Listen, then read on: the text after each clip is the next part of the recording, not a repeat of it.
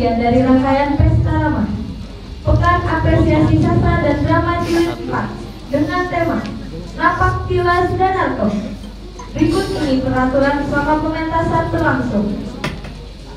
Penonton dilarang membawa senjata tajam, dilarang makan, minum, dan merokok di dalam ruangan. 3. Dilarang mengambil foto dan video menggunakan lampu kilat atau flash. 4. Diharapkan mematikan ponsel atau mengubahnya dalam mode diam. Dan diharapkan untuk tidak gaduh. Hah? Nggak kelihatan ya? Mau di bawah ya gue dah. Hah? Mau di bawah. Pertengkaran antara ayah dan ibu yang terjadi beberapa minggu membuat sang anak penasaran dan mencari tahu apa yang terjadi. Hingga akhirnya dia menemukan sebuah peristiwa yang membuat pertengkaran ayah dan ibunya tidak menarik lagi, dan ia alami sendiri. Pesta Rama Jilid 4 mempersembahkan pentas monolog 4 aktor dengan judul Rembulan di Dasar Kolam. Aktor Rukayah Chan, Teater El Nama. Selamat menyaksikan.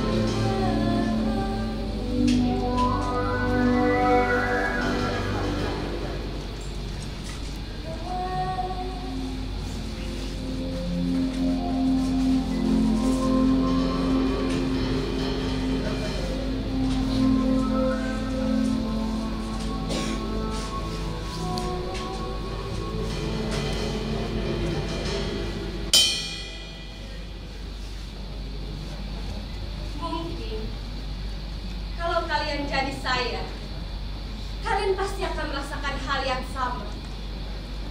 Gemetar, heran, merasa bahwa ini sesuatu hal yang tidak mungkin. Tapi ini benar-benar terjadi, bukan sesuatu hal yang dibuat-buat. Kejadiannya berawal ketika kamu memata-matai saya.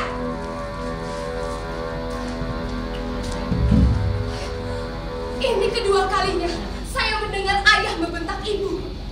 Tapi saya sama sekali tidak mendengar suara ibu, bahkan desahannya sekalipun. Yang terdengar hanya geseran sepatu ayah mendekati jendela dan gemeretek rokok kretek yang ia sedot. Bagaimana mungkin keanggunan ibu berjodoh dengan kekerasan ayah? Ya sejauh jodoh itu memang sudah diatur.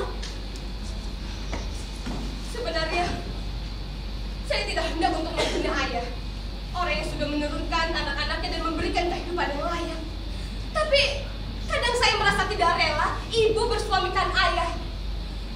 Ibu yang begitu anggun, pendiam, yang memiliki bakat mengurus rumah tangga begitu sempurna, bahkan hampir-hampir tidak pernah istirahat. Akhirnya mereka berdua keluar dari kamar. Ayah pergi ke kantor, sedangkan ibu pergi entah kemana yang selalu diantar dengan supir. Saya putuskan untuk memeriksa kamar mereka.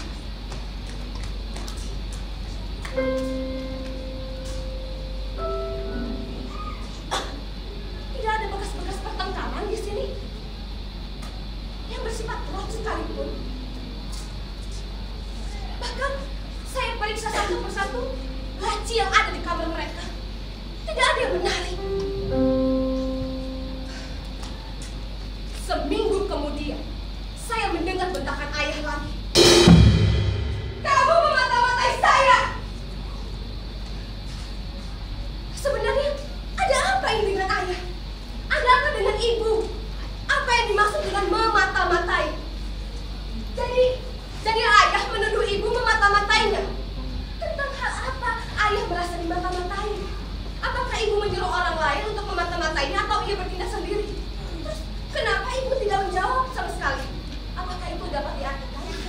ibu mengakui tuduhan tersebut. Akhirnya, barangkali saya putuskan untuk mengikuti ibu kemana dia pergi untuk mencari tahu apa yang dilakukan ayah. Maka, begitu ibu meluncur diantar dengan supir, saya mengbuntukinya dengan besi. Baru kali ini saya merasa melakukan perbuatan yang tercela, justru terhadap keluarga sendiri. Lebih-lebih kepada ibu yang surga saya terletak di kakinya. Perempuan yang begitu anggun, yang segala-galanya saya bertumpu padanya. Kini, beliau harus saya buntuti. Dengan kata lain, secara tidak langsung, beliau posisinya sudah saya geser menjadi tersangka. Kemudian, ibu turun di Plaza Perung itu. Saya melihat beliau sedang melihat-lihat di toko kain, lalu pindah ke toko arloji. Kemudian membalik-balik kain di sebuah butik. Ternyata selama 2 jam ini ibu hanya melihat-lihat. Kemudian dia sibuk masuk ke dalam swalayan dan membeli sebuah barang yang saya tidak tahu apa isinya karena saya mengawasinya dari jauh. Hampir lupa kalau ayah juga di sini. Tapi tidak ada ayah di sini.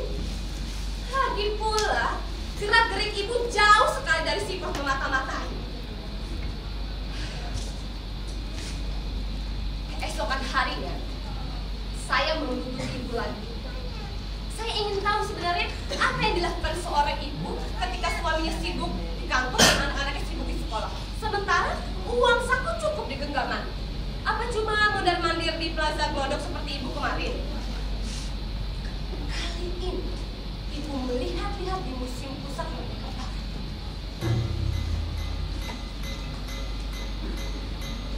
Ternyata cukup lama juga beliau masuk dalam perpustakaan. Dan begitu keluar, beliau menjinjing sebuah buku. Baru tahu saya kalau ibu anggota perpustakaan. Kemudian, beliau melihat patung-patung di sepanjang koridor. Ternyata ibu cukup teliti juga dalam menatap bongkahan batu yang sudah untuk itu. Ini yang dilakukan ibu setiap kali datang ke museum. Berdiri, menunduk, berdiri lagi, berjongkok, lama. Masya Allah, saya melihat ayah sedang menggandeng perempuan muda barat melintas di sisi ibu yang masih berjongkok itu. Wajah ayah terperangah seperti disulut api rokok yang melihat ibu jaraknya tidak lebih dari 50 cm dari ujung kakinya. Sementara ibu, beliau begitu terpukau barangkali dengan relief batu itu sehingga tidak sadar siapa yang berlalu lalang di dekatnya. Lalu saya melihat ayah dan perempuan itu cepat-cepat menuju pintu keluar yang ada di ujung sana. Dan begitu mereka hilang dari pandangan, saya melihat ke arah ibu yang masih berjongkok tidak bergeming. Saya berani yakin kalau ibu sama sekali tidak melihat ayah. Sehingga dapat dipastikan bahwa kehadiran ayah dan kehadiran ibu di museum yang sama ini adalah sebuah kebetulan. Barangkali dari sini bisa dilihat dan diketahui bahwa persoalannya sangat sederhana. Seorang suami bercintaan dengan perempuan lain, sementara ia menuduh istrinya memata-matai.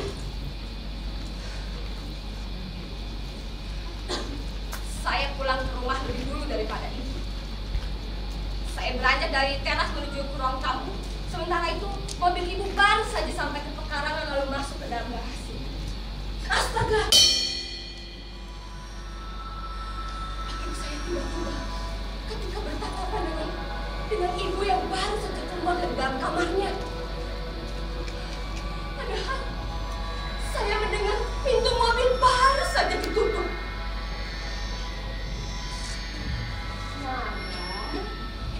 Kamu kok seperti melihat macan? Bengong dan daripada begitu?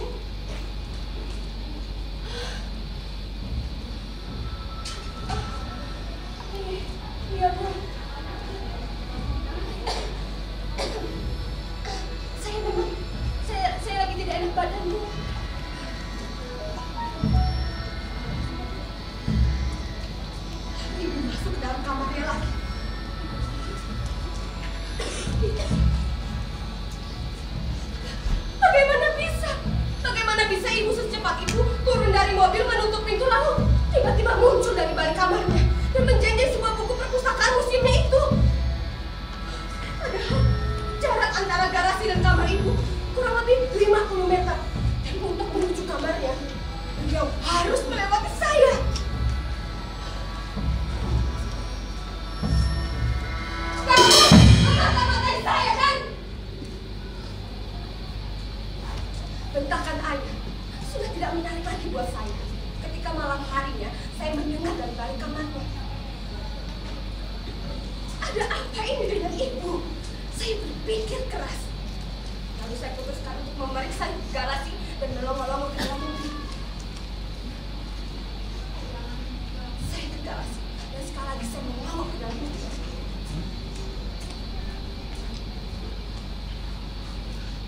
Tidak ada yang menarik. Hanya buku-buku, katalog, majalah-majalah, dan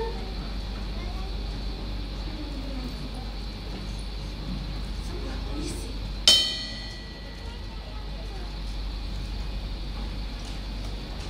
Doa Rabi'ah dari Basra. Wahai Tuhanku, apapun jua bahagian dari dunia ini yang akan Kau anugerahkan padaku, anugerahkan itu pada musik-musik.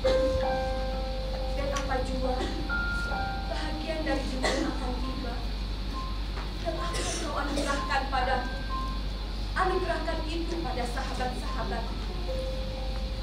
Bagiku, Engkau sudah cukup. Wahai Tuhanku, urusan dan gairah di dunia kini dan dunia akan tiba adalah semata mengingat Engkau di atas segala. Dari kesegalaan di semesta ini, pilihanku adalah berangkat menemuimu. Inilah yang akan kuucapkan kau. Kaulah segala-galanya.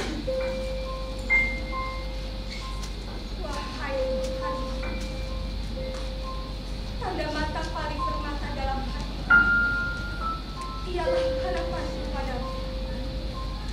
Dan kata paling gula di lidahmu adalah pujian padamu.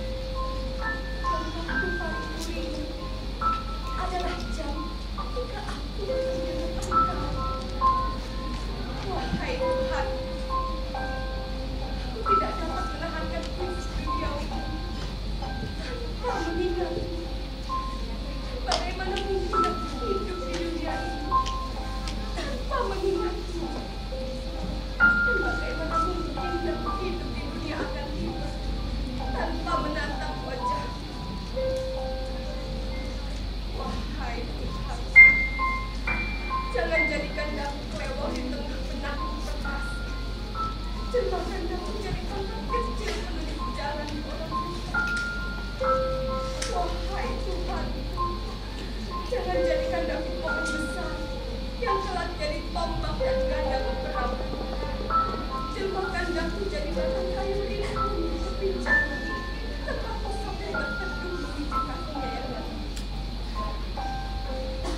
Wahai Tuhan, sesudah daku mati, masukkanlah daku ke neraka. Jadikanlah jasmaniku memenuhi seluruh ruang neraka, sehingga tidak ada orang lain yang dapat dimasukkan ke sana. Wahai Tuhan, bila mana aku menyembahmu karena aku termakan, jadikanlah aku kediamanku. Bila mana aku menyembahmu karena gairah nikmat di surga, maka tutupkan pintu surga selamanya bagiku. Tetapi apabila aku menyembahmu demi Engkau semata-mata, maka janganlah hendakku menatap keindahanmu yang abadi.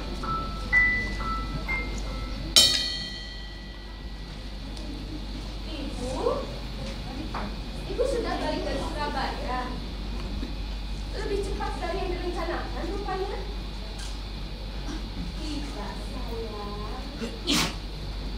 Sebenarnya ibu saat ini masih di Surabaya.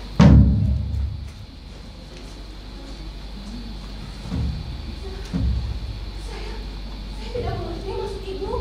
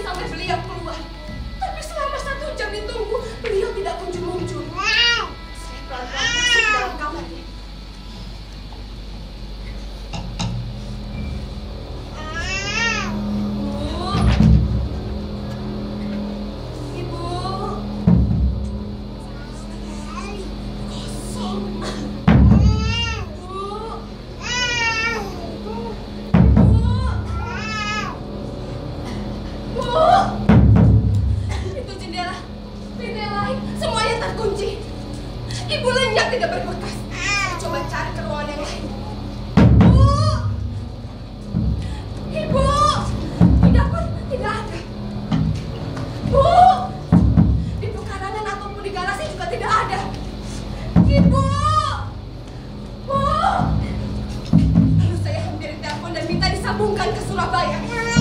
Hampir saja saya teriak, "Ibu, saya tidak mau dipermainkan seperti ini." Tapi saya tahan emosi dan saya hanya ingin bilang, Ibu barusan menengok rumah yang di Jakarta.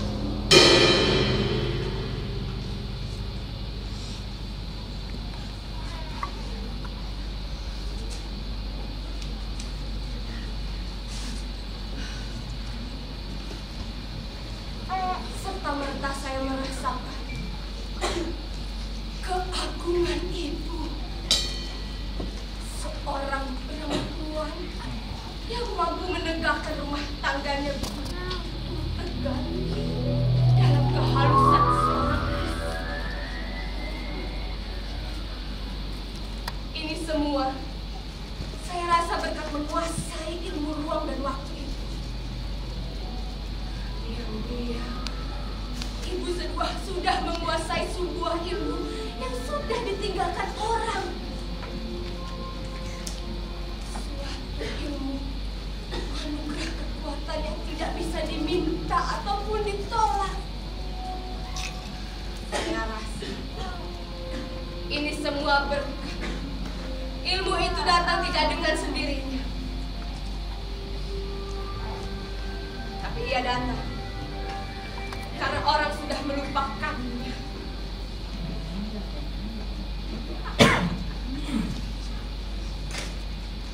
Saya tidak percaya kalau ibu tidak tahu percintaan ayah. Roh ibu pasti sudah mengendus-endus gerak-gerik ayah. Dan saya juga tidak percaya kalau ibu mau ambil pusing dengan percintaan yang macam itu. Dari sinilah ketahuan betapa kampungannya ayah. Tindak tanduk yang jauh dari sifat kesatria dan memiliki standar yang gampang dikuntip. Hanya untuk menunjukkan bahwa kehebatannya sebagai lelaki. Padahal ia ketahuan bahwa standar percintaannya itu di bawah standar. Betapa ayah sudah dikentutin ibu habis-habisan.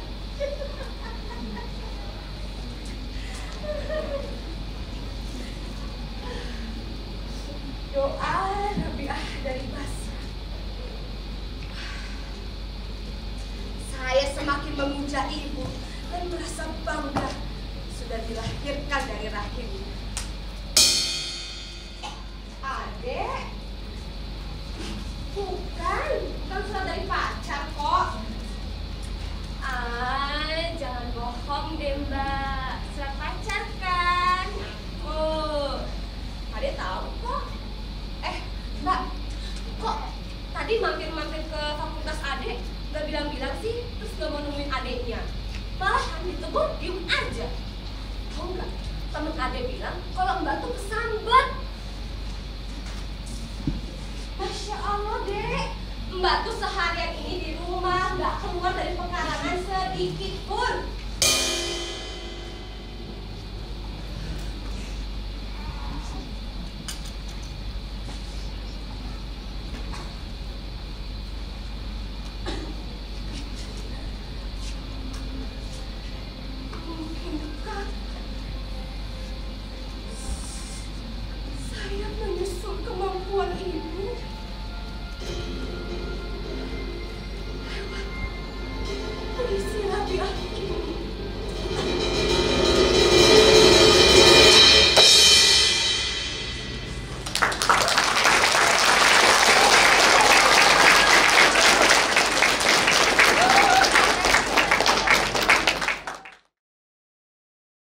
Bagi lelaki tua, ia menemukan anaknya sudah tidak berdaya karena turut berjuang demi negara. Pasca peperangan yang menimbulkan krisis di segala sektor. Pesta Rawa Jilid 4 mempersembahkan pementasan drama PPSI Lakon Godlok, naskah karya Ari Sumitro, adaptasi dari cerpen Godlok karya Danarto. Selamat menyaksikan.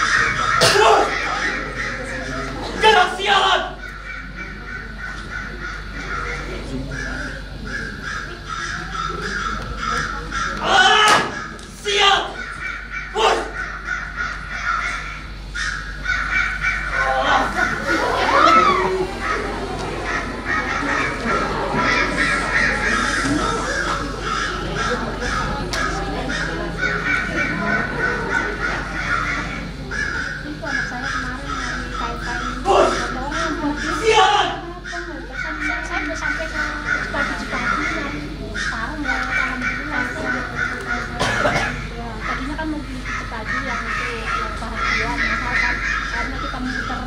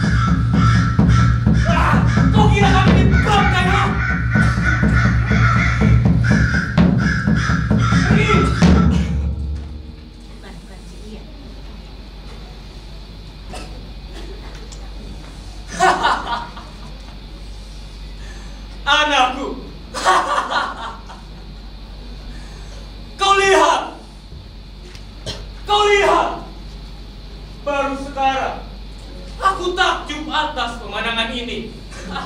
Ayah, cukuplah. Bukankah kemarin aku sama seperti mereka? Sebelum ayah mendapatkan diriku. Iya, seperti mereka sebelum ayah mendapatkan kau. Berhari-hari tanganmu yang lemah itu menggapai-gapai untuk mengusir burung-burung gagak yang mengerumunimu karena mengira kau sudah jadi bangkai. Hidungmu yang mewarisi dok ibumu itu sudah tebal untuk kondisi bangkai kawan-kawanmu atau musuh-musuhmu. Dan udara mengantarkan kuman-kuman untuk mengunyah sedikit demi sedikit luka yang marah itu. Ayah, cukuplah.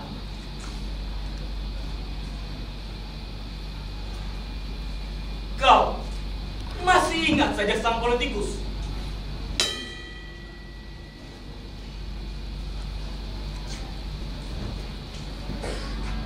Oh, bunga penyebar bangkai.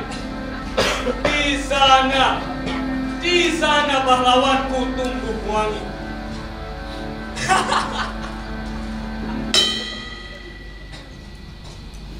Anakku, saja gitu, cukup baik, cukup bermutu, bukan? Kau tahu apa bedanya saja yang dibuat oleh seorang politikus dengan seorang penyair? Kalau ada seseorang menderita luka, datang pada seorang politikus, maka dipukullah luka itu hingga orang itu berteriak kesakitan dan lari tunggang langgang. Sedangkan kalau ia datang pada seorang penyair, luka itu akan dilus-lusnya hingga orang itu merasa seolah-olah lukanya terkira. Jadi, tak seorang pun dari kedua macam orang itu berusaha mengobati dan menyembuhkan luka itu. Bagaimana pendapatmu, anakku? Cukuplah, ayah.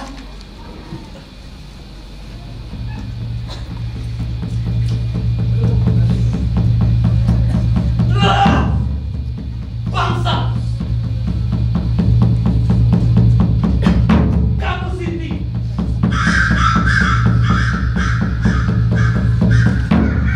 Kau kira bangsa?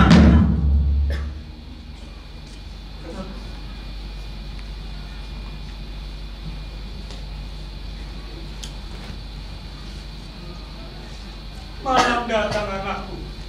Sedang gagak-gagak itu masih belum kenyang. Kalau malam gelap seperti ini, aku sangsi. Apakah besok matahari sanggup menembusnya? Siang berganti siang, malam ganti malam. Tidak ada yang baru dalam hidup kita. Rutin. Ayah, cukup. Bagiku semuanya memastikan. Tidak ada yang menyaksikan walaupun ada rutin. Rutin belaka. Semuanya sudah ada yang mengatur. Tanpa aku minta dan di luar pengetahuan saya. Lahirlah saya dari rahim ibuku yang bersuamikan ayah. Aku anak bungsu.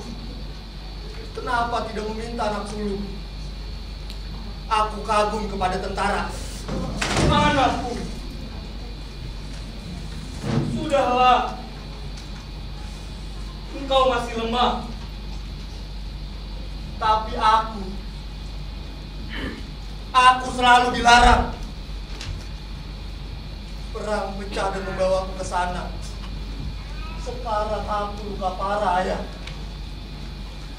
Mungkin bisa hidup terus. Mungkin sebentar nanti mati. Tapi kini aku bisa berkata bahwa tentara itu baik.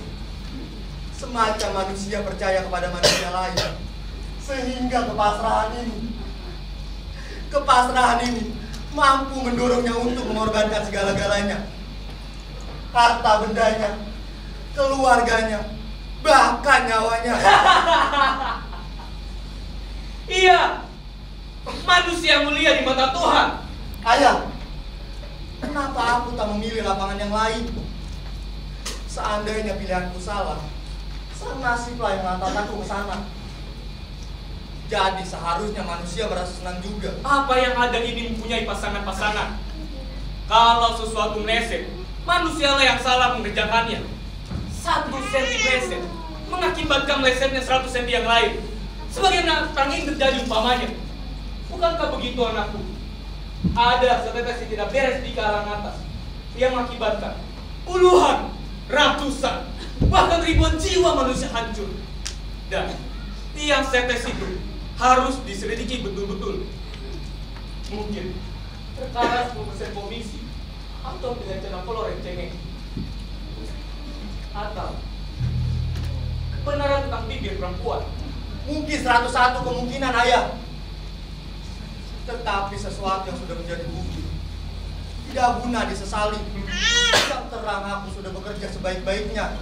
Oh, nasibku. Nasibkulah anakku. Nggak berapa. Nasibkulah yang menyebabkanku bicara, sehingga tidak cukup siang saja. Aku sudah menyerahkan 4 nyawa anak-anak kepada sang politikus, dan tidak ada suatu pun yang diterima. Sekarang dia akan merebut anakku yang terakhir, yang nyawa yang paling kusayangi. Kau sesuatu yang bagaimanakah, dan bentuk kebenaran macam apakah yang menghalanganku semuanya? Anakku, Ayah. tak bisa kutemukan lagi. Cukuplah, ayah, cukup. Belum cukup. Aku harus memutuskan sesuatu yang hebat. Biar aku tidak dirugikan habis-habisan. Lihatlah anakku. Lihatlah. Gelap gulita dan pekat. Saking gelapnya. Hampir-hampir aku tidak bisa melihatku sendiri. Tidak ada titik cahaya pun. Flores Niger telah digondol gagak-gagak. Lembah kebenaran telah diganti pada kurus sang siang. Kau lihat di sana, katedral telah disapu habis rata dengan tanah, dan sekarang ditumbuhi semak belukar. Kau lihat di sana, masjid-masjid digerayangi cacing-cacing dan ulat. Kau lihat di sana, perawan-perawan telah disekap di kamar-kamar. Kau lihat di sana, kursi-kursi pemerintahan sudah digadaikan.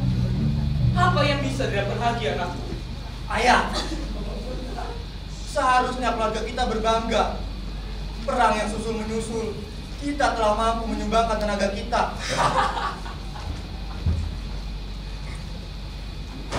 Berbangga.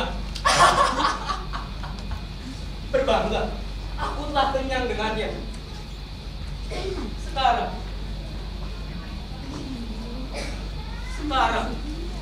aku harus memutuskan sesuatu yang hebat, biar aku tidak dirugikan habis-habisan.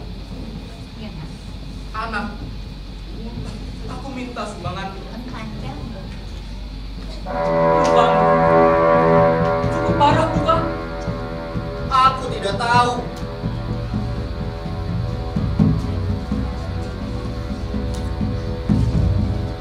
Tiap hari banyak orang berbondong-bondong di batas kota, dari pagi hingga petang, atau dari petang hingga pagi untuk menjemput kalau suaminya, saudaranya, anaknya, kawannya pulang dari pertempuran. Betapa setianya mereka. Oh, seandainya mereka tahu apa yang terjadi sungguhnya di padang gurun ini. Ibumu kan nyambut, juga kawan-kawannya, juga para tetangga.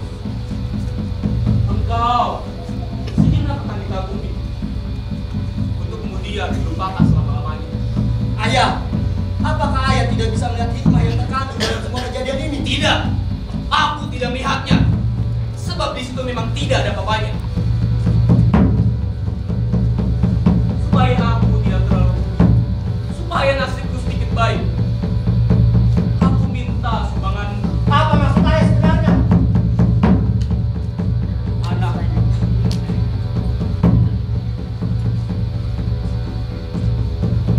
aku, Jinir, kau menjadi pahlawan.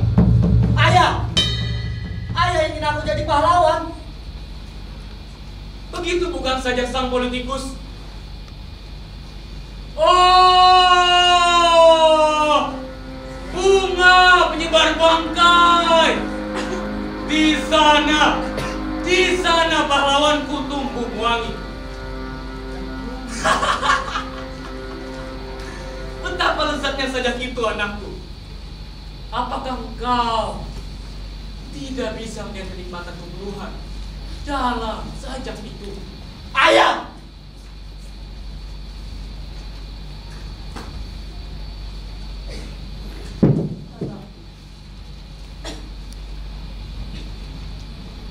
Maafkan ayah. Kau harus kubunuh. Ayah! Dengan demikian ayah hendak menjadikanku pahlawan. Ayah mengalalkan. Aku dan ayah adalah dua manusia. Di mata Tuhan kita masing-masing berdiri sendiri-sendiri. Aku mempunyai sang nasib pengasuhku sendiri. Ayah diatur oleh orang lain. Anakku, kali ini pengasuhmu menyerahkan padaku. Tidak, tidak mungkin. Pengasuhku bekerja konstruktif. Tidak selalu. Iya, sekali-sekali boleh menyeleweng. Ayah! Anak! Ayah! Oh! Nah, menyebar bangkai. Di sana pahlawan.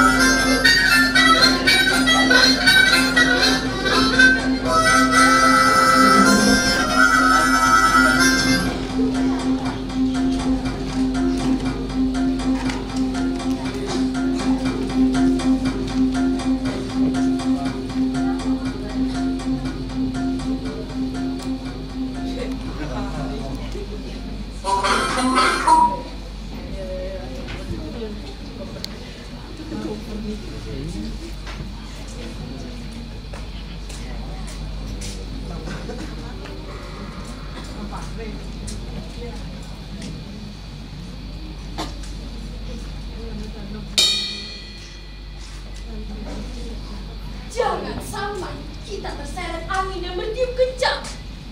Peperangan seperti ini, manusia kuat dapat mempertahankan negerinya.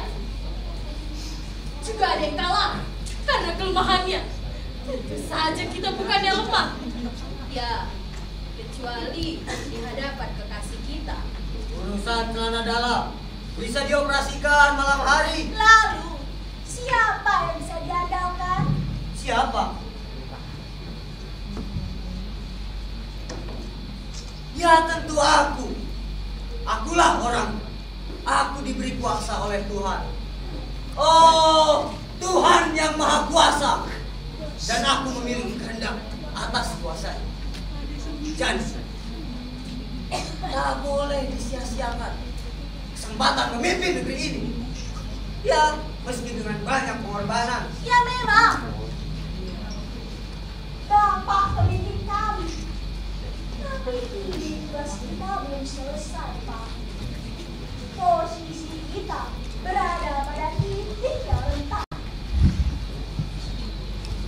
Dampak dari peperangan akan menimbulkan krisis dari berbagai sektor.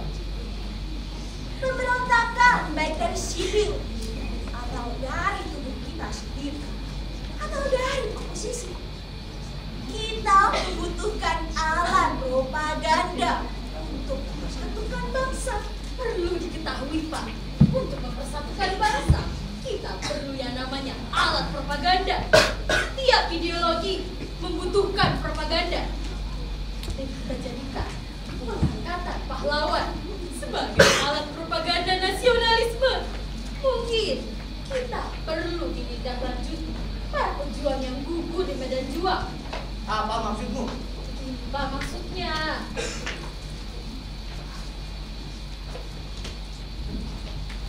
Para pejuang yang gugur. Catat. Para pejuang yang gugur kita angkat menjadi pahlawan. Kita catat namanya dalam teks pahlawan bangsa. tidak perlu semua. Kita hanya perlu pemantik. Ambil saja salah seorang dari mereka. Nah, ide cemerlang. Kita harus melakukan penambahan berbagai elemen agar teks pahlawan mampu memukau dan menjerat perhatian rakyat.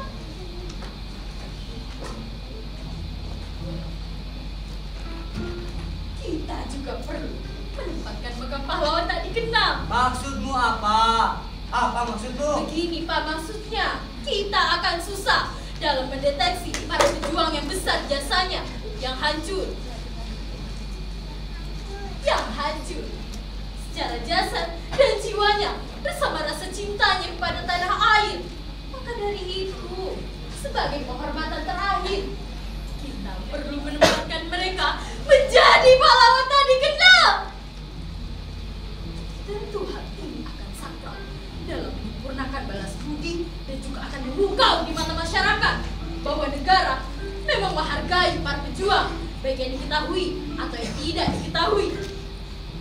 Nasionalisme akan lebih sempurna walau bagaimanapun mereka telah berjuang di tanah air demi kita juga. Sekian dan terima kasih. Duduklah. Berarti salah satu tujuan mulia kita memberikan gelar pahlawan adalah untuk mempersatukan bangsa dari berbagai kalangan, supaya bangsa kita menghormati jasa-jasa pahlawan. Kita harus menampilkan beberapa pahlawan supaya masyarakat bisa meneladani sikap para pahlawan, dan supaya masyarakat bisa meneladani sikap para pahlawan, dan supaya masyarakat bisa meneladani sikap para pahlawan. Dan tentunya kekuasaan kita makin langgeng serta tidak tergoyahkan. Berarti yang dibutuhkan adalah merebut hati rakyat.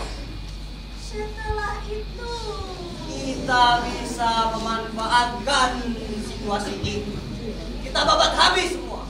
Kita akan melanggengkan tahta. Pertama yang harus dilakukan adalah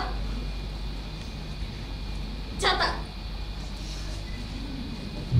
pembangunan, mendirikan infrastruktur, gedung, mendirikan tembok-tembok, beton-beton, dan ada jangan sampai kelewat sekolah yang dibutuhkan dengan sistem dan kurikulum pembelajaran yang kita kendalikan sesuai dengan keinginan kita, kita giring investor asing masuk. Nah, untuk mengeksekusi itu semua, tidak mungkin kita hanya mengandalkan orang-orang yang telah kita miliki. Oh, tenang saja. Kita masih punya banyak kekuatan. Ada menteri, ada militer, dan lain-lain. Kita juga bisa mengibuli orang-orang serta menelanjanginya, karena mereka butuh pengakuan dan jabatan. Iya, orang-orang bisa kita iming-imingi hadiah sebagai bentuk pengorbanan membela tanah airnya sendiri. Atau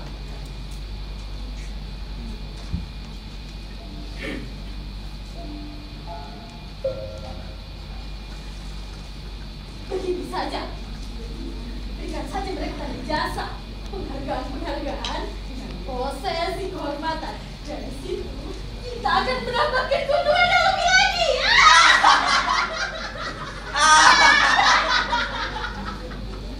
Ya, kini giliran kita mendapatkannya, dan sejarah akan kita kendalikan. Semoga cerah bagi kita semua. Cheers!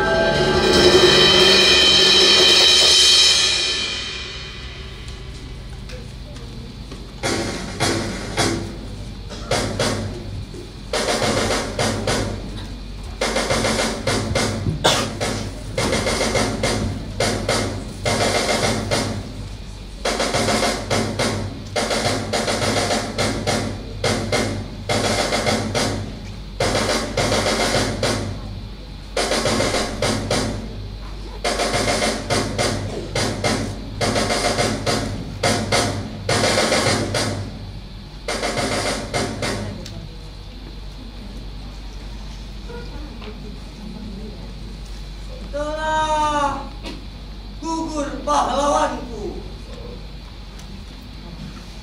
Tunai sudah janji bakti. Gugur 1, tumbuh 1000. Tanah air jaya sakti. Gugur bungaku di taman hati. Di hari baan pertiwi, harum semerbak menambahkan sari. Tanah air jaya sakti.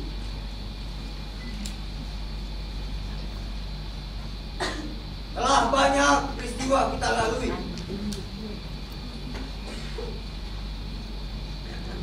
Telah banyak peristiwa kita lalui. Telah banyak peristiwa kita lalui.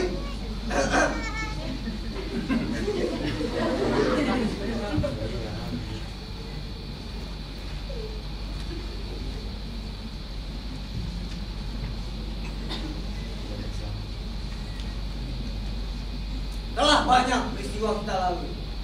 Luka, sedih, susah, payah, kesalahan, senang, bahagia, kemenangan. Situasi ini amat membuat kita rugi. Peperangan membuat kita sengsara. Akan tetapi peperangan ini kita lakukan untuk kemenangan dan kilang gemilang. Tanah air jaya sakti. Demi negeri ini, tanah air ini, dan segenap rakyat. Saudara-saudaraku, perlu kita ketahui, menjadi pahlawan tidaklah mudah. Mesti memiliki hati emas dan luhur budi, memiliki semangat nasionalisme dan cinta tanah air yang tinggi, perjuangan yang konsisten, serta sepanjang hidupnya tidak pernah melakukan pengkhianatan dan perbuatan celah. Dan tentunya sang tokoh sudah meninggal. Melalui prosedur yang ketat, para kandidat pahlawan akan diselidiki, diperiksa, dikaji, dan diperiksa lagi guna memastikan tidak ada penyakit yang bisa merongrong kesucian teks kepahlawanan. Setelah prosedur itu dilaksanakan, baru kita bisa menetapkan.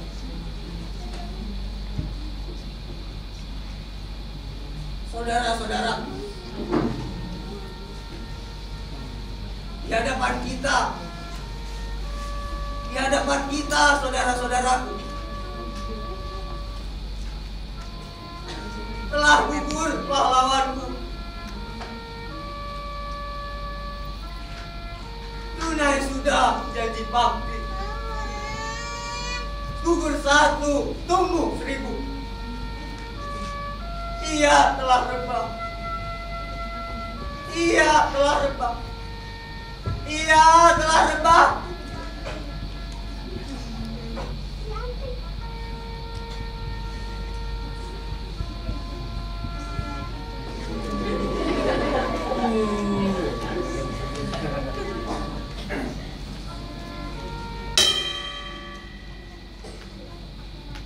Ia telah rebah, telah luhur. Sekarang kita akan menahbiskan pahlawan baru.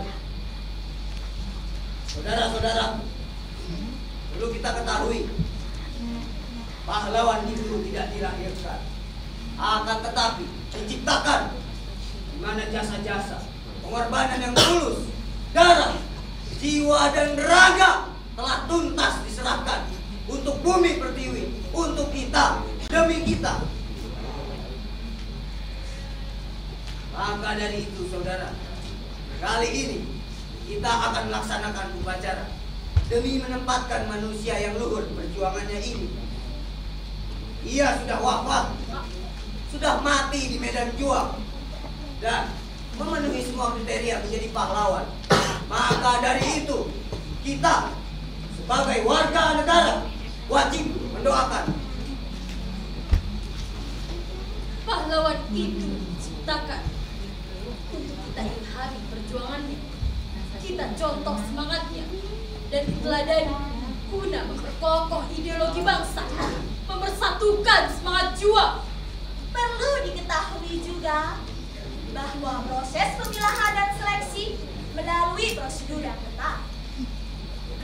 Mulai dari usulan masyarakat, diperiksa dan diteliti oleh Badan Pembina Pahlawan Daerah. Lantas, pemerintah daerah melanjutkan ke Badan Pembina Pahlawan Nasional. Dan yang terakhir, diserahkan pada Presiden yang memiliki wewenang untuk mengeluarkan keputusan Demi menjaga persatuan dan kesatuan. untuk mempersatukan bangsa tanah air Jaya Sakti.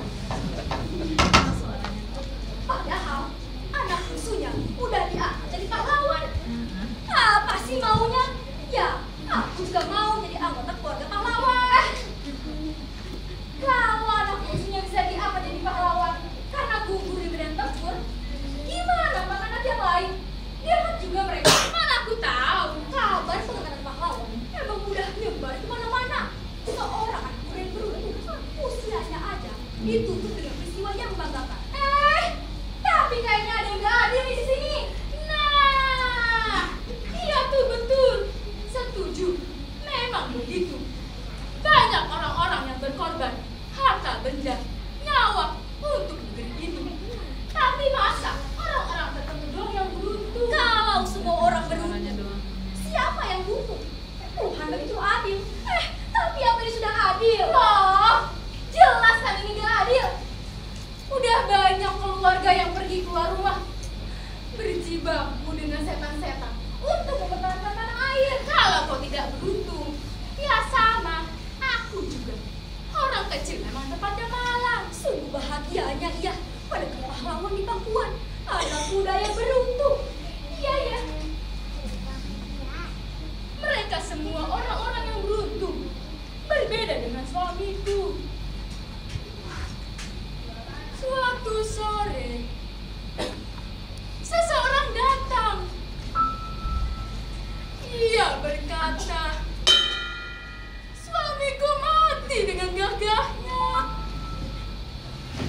Suamiku orang yang buntu. Berarti aku juga ikut buntu. Ia lebih dulu gugur dari pemuda itu.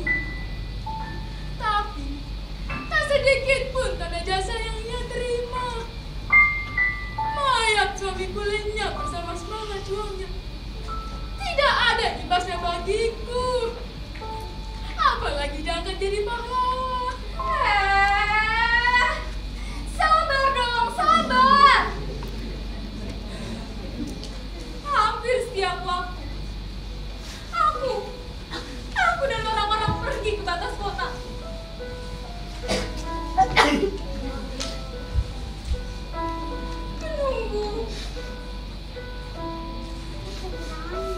Menunggu kepulangan suamiku dan anakku.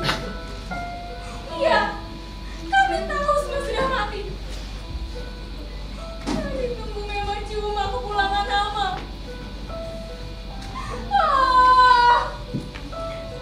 Di tengah suasana yang porak-poranda ini, apa ada obat yang paling manjur selain pulangnya keluarga dari pertempuran? Sudahlah, sudah. Kau jadi cengeng begitu.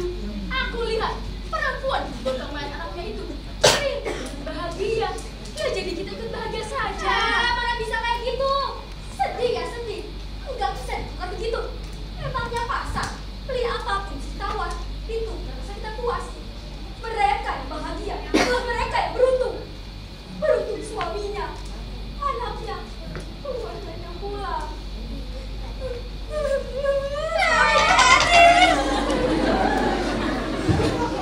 Suamimu juga dan kita menunggu.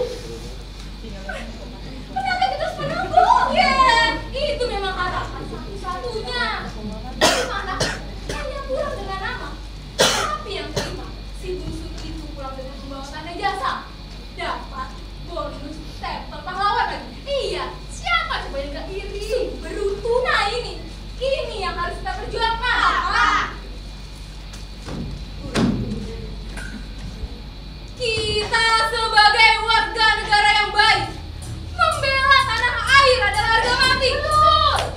Kita kan cuma bisa di dapur.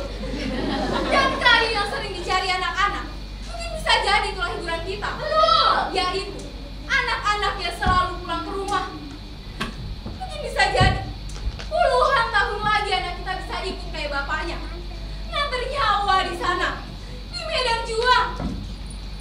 Kita sebagai wanita memang disuruh terus menunggu tanpa ada kepastian.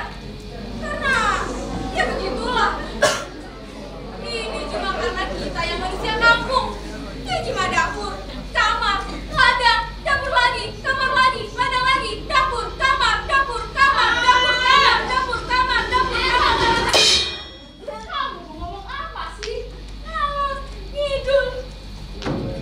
Iya, gak jelas tahu. Intinya ada. Ada dapat tanggung jawabkan. Secara jelas dan berisi. Jangan bertele. Jangan. Aduh. Itu artinya kalian harus fokus. Itu kan perumpamaan. Ya, intinya begini. Kalau boleh dikata, perut ini kan kayak negara. Kalau hari ini kita nggak berjuang buat masak, ya negara ini pasti akan sakit. Jadi artinya wanita itu pahlawan dapur. Untuk mendapatkan makanan kan kita harus kerja, berkebunlah, mencari ikan, beternak, atau apa yang bisa kita lakukan. Tapi sekarang apa yang bisa kita lakukan? Perang saja sudah membuat kita sengsara. Itu artinya negara kita lagi dijajah sama siapa saja dan bisa dalam bentuk apa saja. Makanya kita wajib membela, wajib. Gak bisa kita cuma tinggal diam, merasakan perut yang lapar, membiarkan negara ini dipenuhi janda-janda, anak yatim. Siapa nanti akan kasih makan?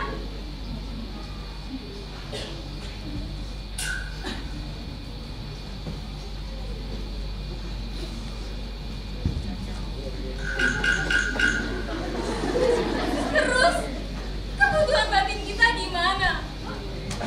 Kita pasti akan susah, akan ada krisis, dan ujung-ujungnya kita bisa jadi babu di negara sendiri. Iya betul. Bukannya enak tinggal suami, aku jadi harus mencari nafkah sendiri untuk menghidupi anak-anak. Sekarang itu nggak susah dari kerja. Susah. Di mana-mana. Udah dikasih makan apa anak? Iya apa dong? Kalinya aja udah mulai mampet ya.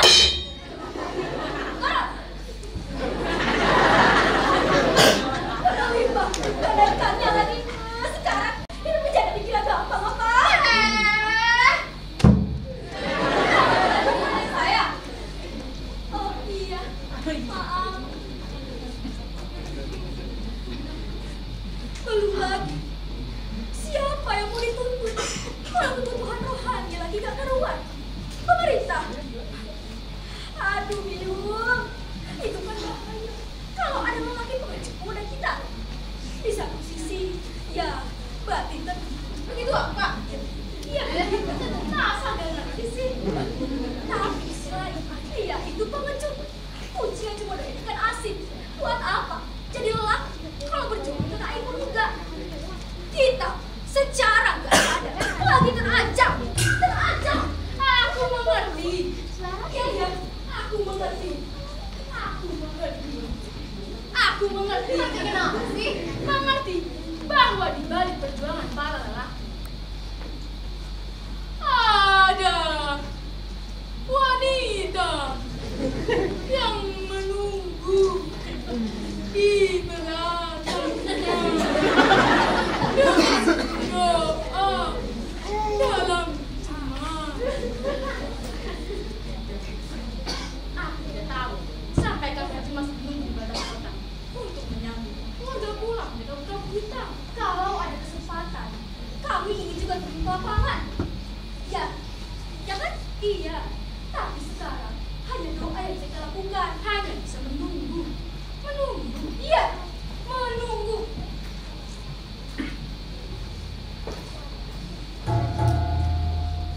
Oh, gagak-gagak hitam yang berputar di atas rumah setiap sore, rupanya memberi kabar bahwa setiap perjuangan akan ada yang berkalang tanah. Banyak kembali dan melukuri ketimbun. Gugur bukan berarti kalah. Yang kalah adalah jiwa-jiwa nafsu berkuasa menguasai. Perang selalu bisa keluar busuk dan kehancuran. Kalau anaknya aja bisa diangkat jadi pahlawan, kenapa suami kita enggak? Ini kan gak adil. Iya, tapi akan protes kemana kita? Kemana protesnya? Atau jangan-jangan suami kita termasuk dalam pahlawan tak dikenal? Masa?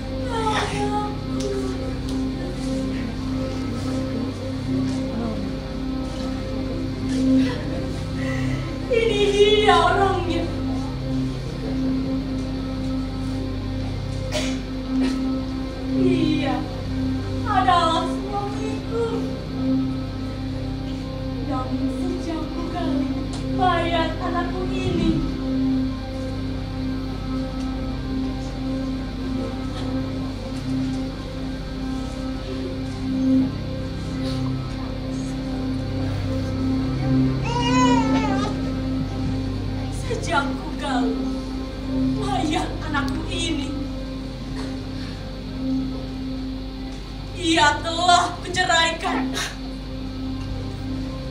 Semalam, ia telah bercerita panjang lebar tentang garis depan. Akhirnya, ia pulang dengan membawa tipuan-tipuan buat kita.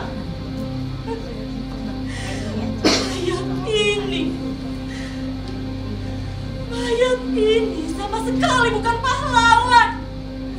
Aku tahu tabiat anak-anakku. Dialah orang laki-laki ini yang membikinnya jadi pahlawan. Dia membunuhnya. Dia menipu kita. Baliknya, aku kena tipu oleh mereka.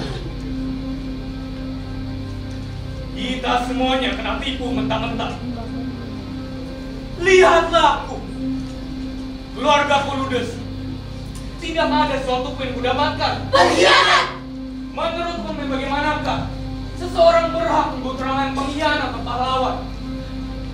Kemarin, kubawa mayat anak yang penghabisan dari 4 orang lainnya yang sudah hancur duluan.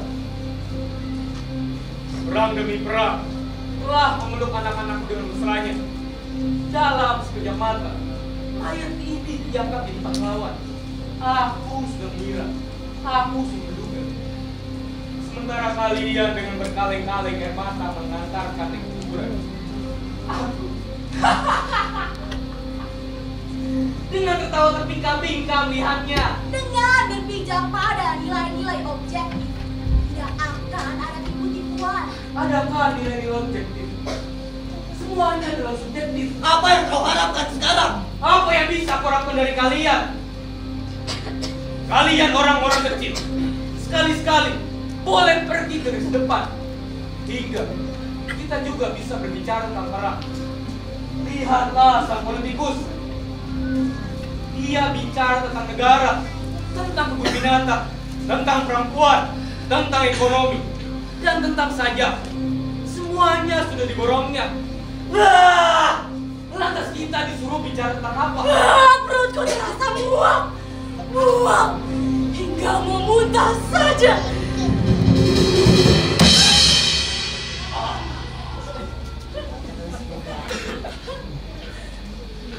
Perang demi perang berlalu. Isu demi isu.